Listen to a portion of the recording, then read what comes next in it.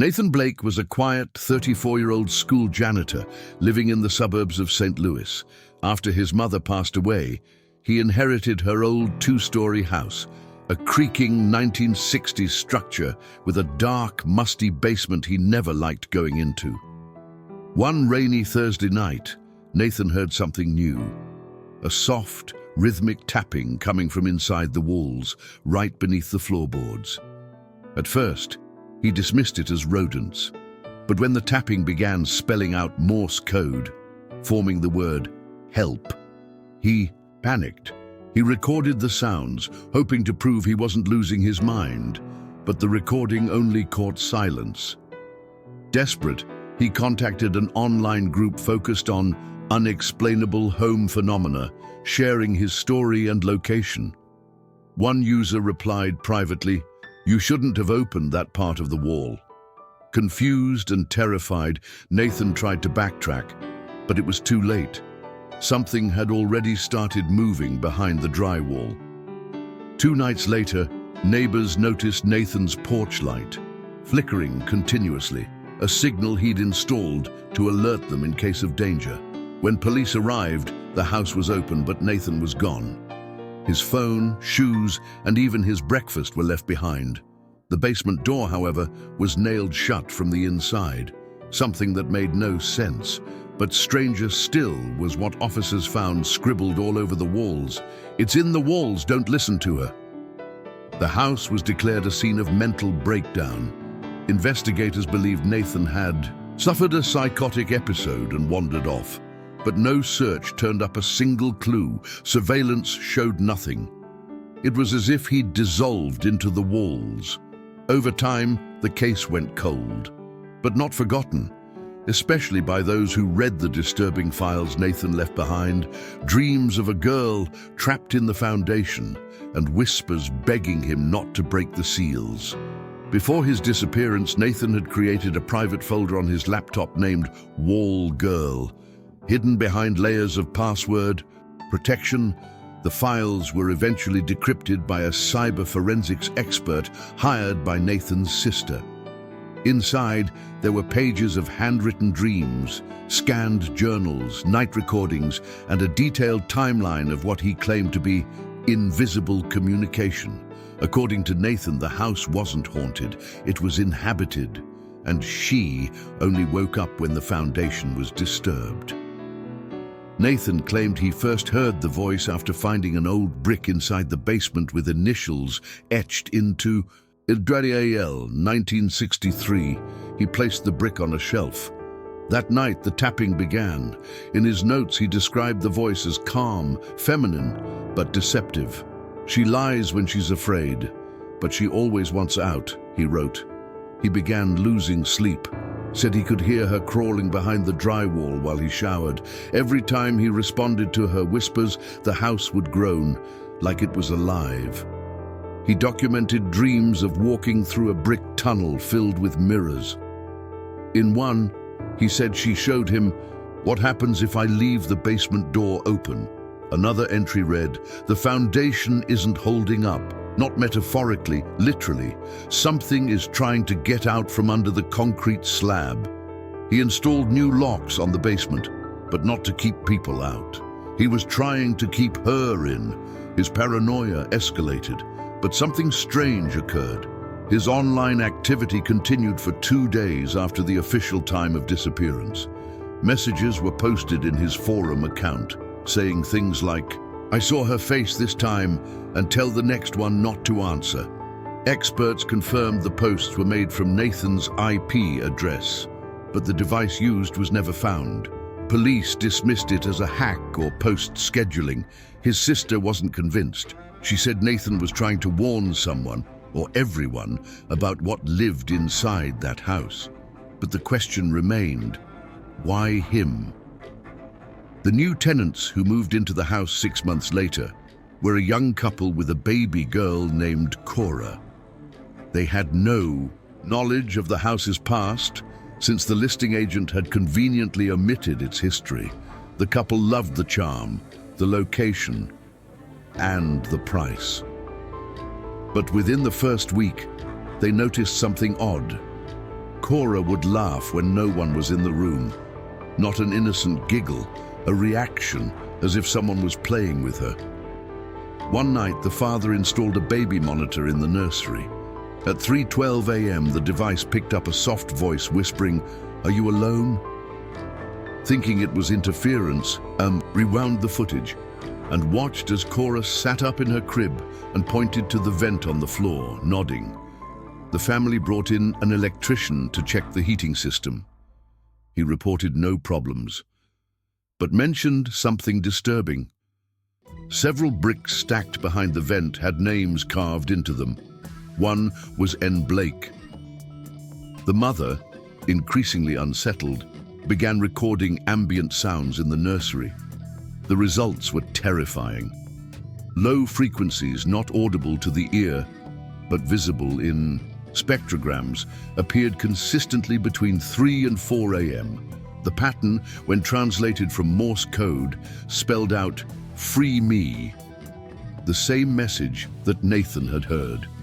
The family's dog, once calm, began refusing to enter the nursery and barked at the floor until its gums bled. The couple finally did their research and discovered Nathan's story. They fled the house in the middle of the night, leaving furniture behind. But before doing so, the mother scribbled a note in permanent marker on the baby's bedroom door. "It's not a ghost. Don't let her speak." The property was abandoned again, and for a while the neighborhood stayed quiet, until a group of urban explorers decided to livestream their overnight stay inside the Whispering House. What they captured next reignited the case. 3 college students, Liam, Beth, and Jordan, ran a small YouTube channel focused on haunted locations. When they heard rumors about the Whispering House and Nathan Blake's disappearance, they saw it as the perfect content bait. On a stormy Saturday, they entered the property at dusk, armed with flashlights, EMF detectors, and a portable hotspot for live streaming. Over 14,000 viewers joined the live stream as they explored the creaky rooms and graffiti-covered basement door. At first, nothing unusual happened. They joked, called out for ghosts, and tried to recreate the tapping sounds Nathan once heard. But around midnight, viewers began noticing strange visual glitches, a pale figure moving in, the background, frames skipping, and faint voices whispering behind the host's dialogue. Then came the sound, the tapping. This time, it wasn't in Morse.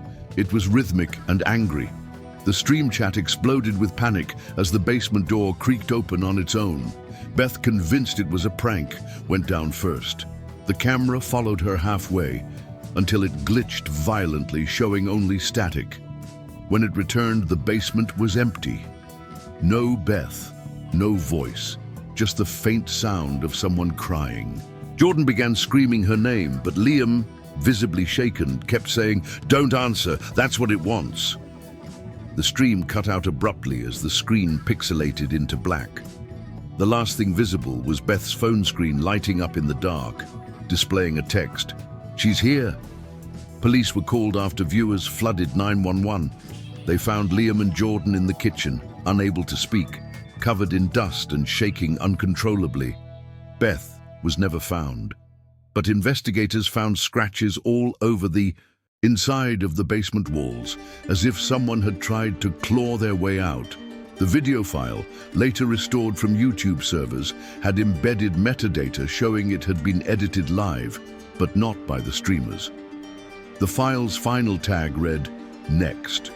A retired historian named Agnes Weller came forward months later after recognizing the initials AL 1963 from a historic preservation project she'd worked on in the 1990s. According to her research, the house had been built over a demolished orphanage that burned down in 1962. One of the only recorded deaths from the fire was a girl named Annabelle Loring, age 11, whose body was never recovered. Agnes claimed the house was part of a rushed urban renewal project, and her files included blueprints showing something chilling. The concrete foundation had been poured directly over the old basement, without excavation. She speculated that the remains of the girl may have been trapped under the new floor. But more disturbingly, one file noted that two workers refused to continue the concrete pour, claiming they'd heard a child crying beneath the dirt. They were fired, and the incident was buried, figuratively and literally. Agnes tried to reopen an inquiry but was ignored. She reached out to Nathan anonymously, thinking he could help bring attention to the injustice. She now believes that act triggered everything. Her most disturbing theory: Annabelle wasn't just a victim of the fire, but of something far worse that happened inside the orphanage before the fire began. A sealed file referenced allegations of disciplinary confinement, and a hidden room beneath the floor was marked on the old blueprint, right beneath the current basement stairs. Agnes believes Annabelle never left that room, and her voice, trapped in cement, began bleeding through time as people disturbed the foundation. Agnes died of a stroke just 2 weeks after going public. Her computer was wiped, her backups erased, and her home broken into. But nothing was stolen. Her final email to a local journalist contained only one sentence: "Tell them not to listen to her stories. That's how she gets in." The journalist tried to publish it, but his editor refused, claiming it was too unstable to print. But now, that story is circulating again, and someone new has moved into the house. Today, 723 East Alder Street is up for sale again. The real estate listing makes no mention of the Blake case, or the missing girl, or the live stream gone dark. It describes the house as a fixer-upper with history, yet people still leave flowers outside the fence. TikToks are posted weekly with teens daring each other to knock on the door and ask Annabelle a question. Most walk away laughing, but a few claim they heard her answer through their phones, their earbuds, their dreams. One recent visitor, a podcaster named Kayla Whitmore, left a voicemail for her partner after a solo visit. "The house knew my name. I'm not going back in." She vanished. 2 days later, her recorder was found beneath the porch steps, playing a distorted voice saying, "I'm not alone anymore." A private investigator hired by her family described the house as having shifting walls. He swore the floor plan changed during his walkthrough. His footage was corrupted. He quit the case and left the state. Neighbors now report faint tapping sounds again.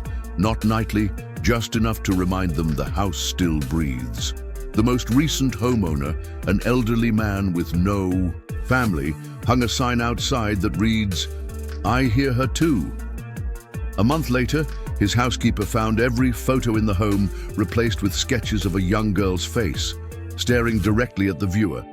He was never seen again, and so the cycle continues. Some say it's all mental illness, others believe it's a haunting, but what if it's worse? What if the whispers are a form of containment, and every time someone listens, it spreads? Nathan Blake thought he was saving someone. What if he was just unlocking the door? In the end, maybe the real horror wasn't the ghost in the wall, but the idea that we were the ones she was waiting for.